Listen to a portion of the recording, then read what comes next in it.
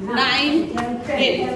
1, 2, তাড়াতাড়ি 3, 4, 5, 6, 7, 8, 9, 10, 11, 12, 13, 14, 15, 16, 17, 18, 19, 20. 1, 2, 3, 4, 5, 6, 7, 8, 9, 10, 11, 12, 13, 14, 15, 16, 17, লাফিয়ে লাফিয়ে করো, 18, 19, 20. সামনে পা রেখে 1, 2, 3, 4, 5, 6, 7, 8, 9, 10. তাড়াতাড়ি 1, 2, 3, 4, 5, 6, 7, 8, 9, 10, 11, 12, 13, 14, 15, 16, 17, 18, 19, 20. জোড়া পায়ে হাঁটবো। 1, 2, 3. 1, 2, 3. 1, 2, 3. 1, 2, 3. লাফাতে হবে। 1, 2, 3, 4. 1, 2, 3, 4. 1, 2, 3, 4. হলো? ব্যথা হয়, যেটা ব্যথা হয়। পাটাকে ভাঁজ করে 1, 2, 3, শর্ট মারার মতো, 4, 5, 6.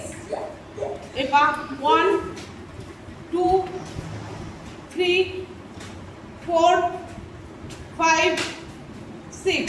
হয়ে গেল। হাতটাকে সাইডে। 1, 2, 3, 4. পা তুলবো। 1, 2, 3, 4. 1, 2, 3, 4. 1, কানের কাছে পা আসছে আমার। 3, 4. ক্রস। কানের কাছে পা উঠে যাবে। 1, 2, 3, 4. 1, 2, 3, 4. হয়েছে? ঘাম বেরিয়েছে?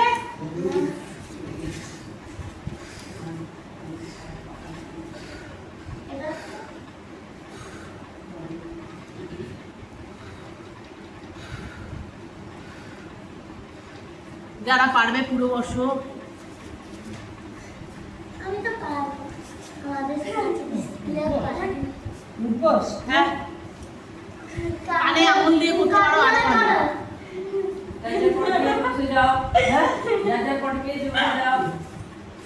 কিন্তু পটি করে ফেলো না। পাটাকে এখানে রাখবো ভাঁজ করে।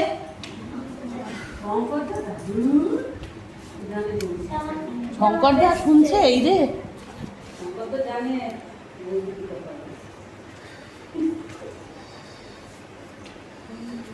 আমি পেরেছি।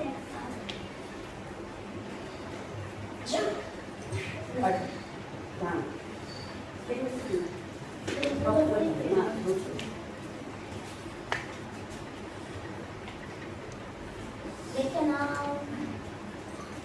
না, সাইডে আমি পেরেছি দেবো। ক্যারামেল যেন না লাগে। এটাকে বলে দিদি আসো। হলো?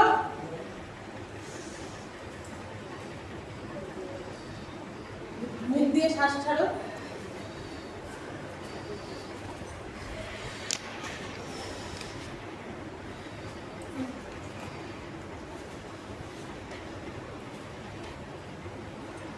শ্বাস নিয়ে ধীরে ধীরে মাথা রেখে চলে।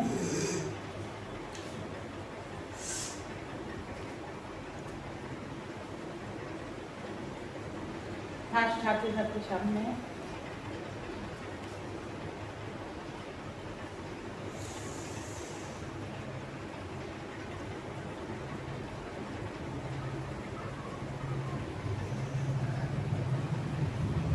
শ্বাস নিয়ে বাঁধি। Right side, left side, right side, left side.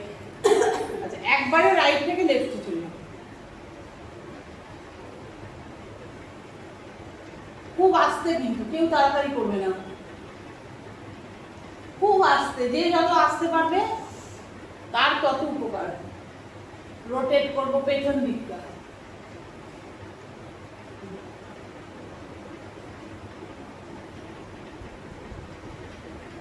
সামনের দিকটা।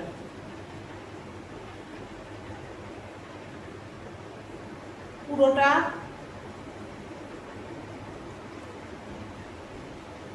আমার মাথার মধ্যে মরমর করছে।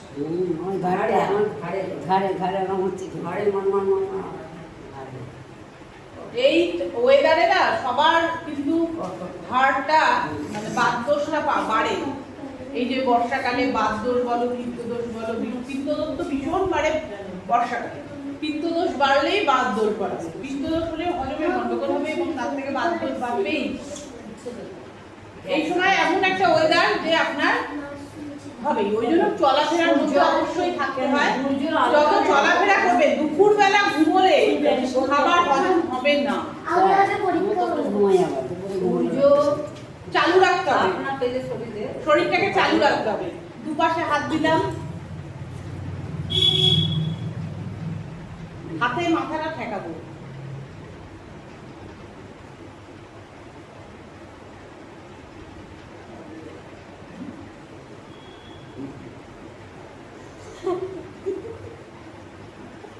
যে নাচে করে না,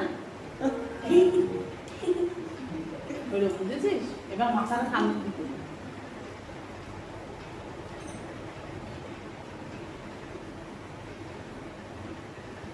একটা আঙুলটার এই যে মাথাটা সাদা অংশটা দেখবো। লাইটটা জেলে দিলে ভালো হতো মনে হচ্ছে, দেখতে পাচ্ছেন? ওপরে তুললাম আঙুলটা, ঘাড়টাকে ঘোরাবো না, চোখটা আমাদের ঘুরবে।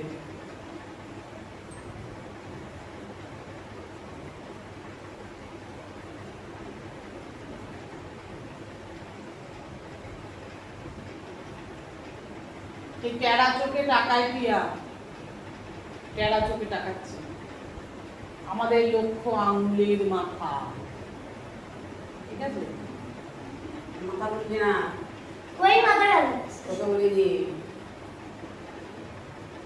আঙুলটাকে ঘোরাবো, চোখের মনিটাও ঘুরবে।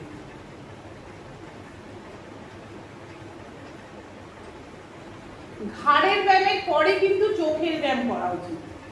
কেন? ঘাড়ের সঙ্গে চোখের একটা রিলেশন আছে, ঠিক আছে? ঘাড়ের ব্যায়াম যেই হয়ে যাবে, আমরা ফার্স্টেই চোখের ব্যায়াম করে দেবো। হালকা করে চোখের ব্যায়াম করে নিলাম। এবারে কি করব? তাকাবো। সবাই যে কোনো একটা জায়গায় তাকাবো, যে জায়গাটা পয়েন্টে তাকিয়ে থাকবো। চোখের পাতা ফেলবো না, যেই চোখের পাতা ফেলে যাবে শেষ, সে আউট।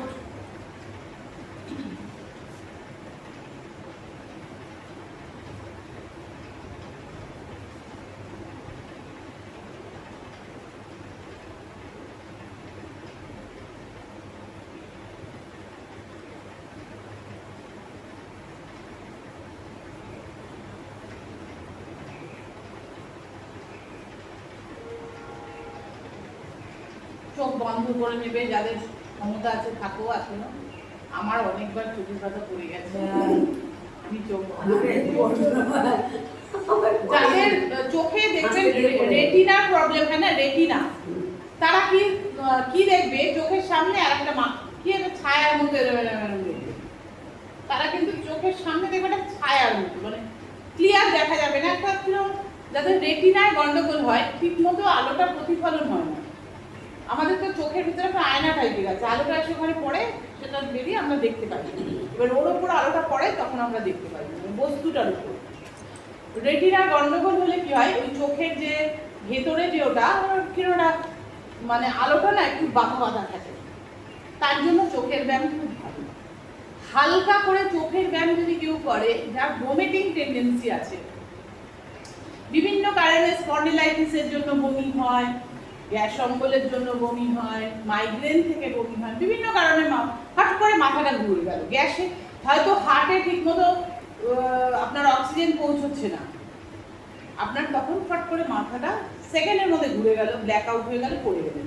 ওটা কিন্তু হার্ট থেকে ব্রেনে ঠিকমতো অক্সিজেনটা পৌঁছে না। তাদের জন্য চোখের এক্সারসাইজটা ভীষণ উপকার। আর আমরা ঘাড়ের ব্যায়াম করার পরেই চোখের এক্সারসাইজ করব, ঠিক আছে? জিভের এক্সারসাইজ করব, জিভটাকে উল্টে দিয়ে ওপরের দিকে তাকাবো, দুটো ভুরুর মাঝখানে।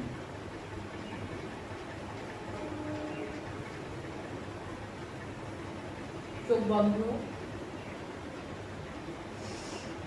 হলো। এইবার আমরা কাঁধের ব্যায়াম করব, পরপর আসছি স্টেপ বাই স্টেপ।